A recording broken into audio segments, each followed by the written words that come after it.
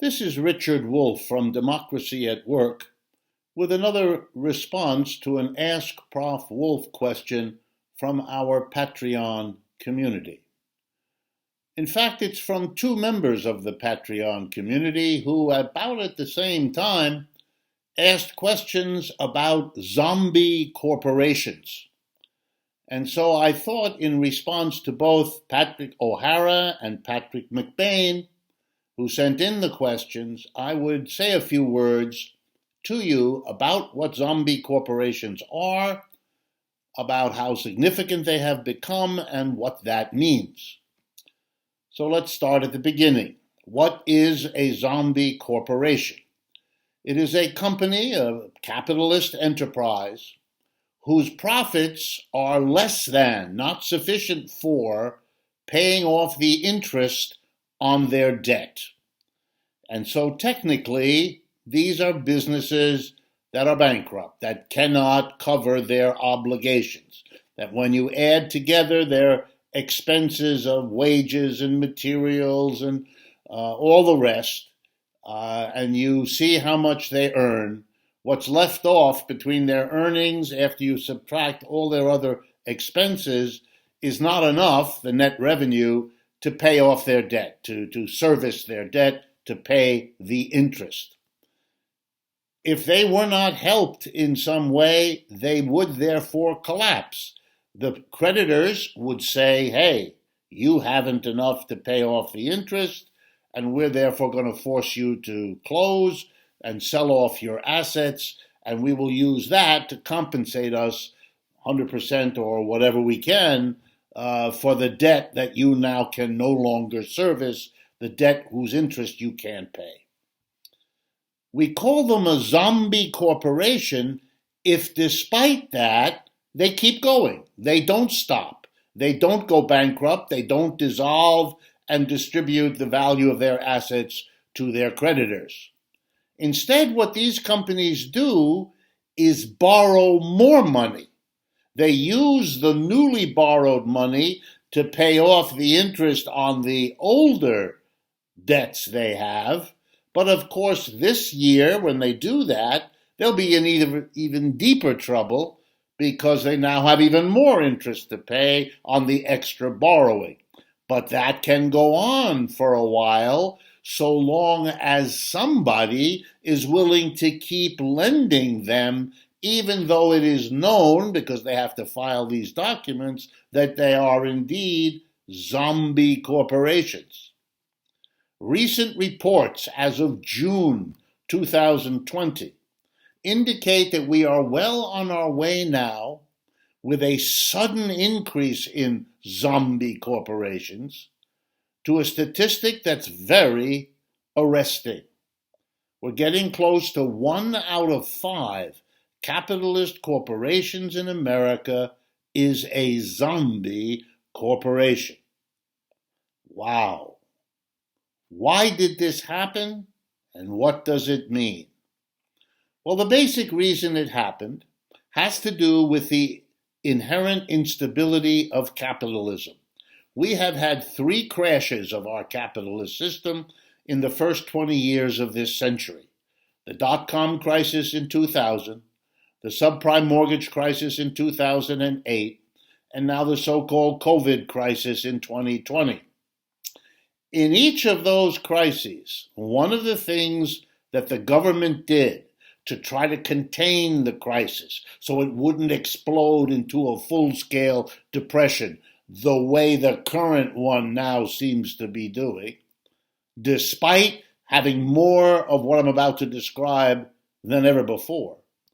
The Federal Reserve, our central bank, in 2000, again in 2008, and again now, is lowering interest rates to literally zero, even in some cases going negative.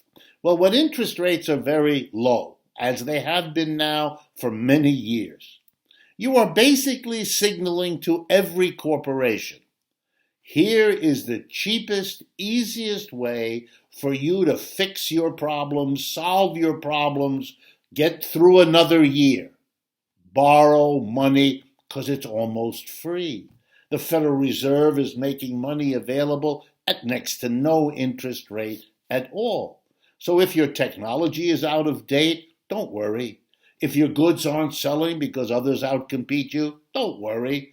You can always solve your difficulties, pay off the people you owe money to, pay your workers by borrowing ever more money from an ever more willing Federal Reserve. So we now know why so many companies have become zombies, because that was a cheaper, easier way of dealing with their problems than taking the more difficult steps of changing the products that they were selling and producing, changing the technology, investing in expensive new technology, retraining workers, all of these things which are difficult and costly, they could be postponed because you could borrow cheap money to get you through.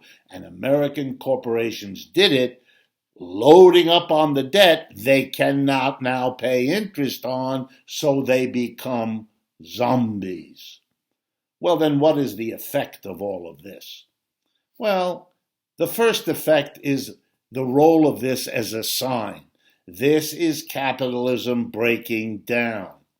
The way capitalism was supposed to work was this: if a company could not cover its expenses, which include whatever debt it went into, then that was a sign that maybe that company should go out of business. Maybe the money invested in that company, in its equipment, in its tools, in its factories, in its offices, in its personnel, would be money better invested somewhere else, where you produce something that was sufficiently successful to earn you the money to pay the interest on your debt.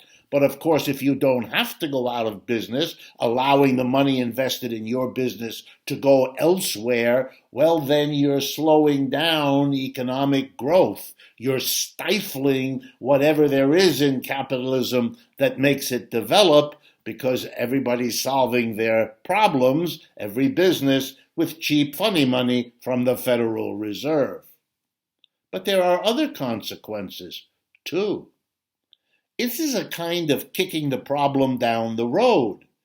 The zombie corporation is getting itself deeper and deeper into debt because it borrows, since it can't pay off its old debt, and thereby becomes more of a zombie. And eventually, somewhere, somehow, there may be a stoppage, an inability to get yet more money. Maybe at a certain point, the level of your debt is so enormous relative to your underlying business that even the normal creditors will say, enough, we're not going to keep doing this. Why? Because they would be afraid that one day the zombie corporation will beat them to that day. It'll declare bankruptcy, and it won't have to pay back its debts, which it couldn't have paid anyway, and all those creditors will be out the big sums they've been lending. No creditor wants to be stung like that, so they may pull back early because they can't afford the risk of being late, and then the game is over. That's how bubbles burst. Zombie corporations are a credit bubble, being sustained now by the government because of the desperate borrowing by zombie corporations. If you think capitalism didn't prepare well for the virus, you're right. If you think capitalism hasn't handled it real well, you're right. If you think capitalism's instability has plunged us in a crash at the same time that we have a global pandemic, you're right. And zombie corporations are another sign of a system that doesn't work. This is Richard Wolff, thanking our Patreon community for its questions and hoping that this response will be of interest.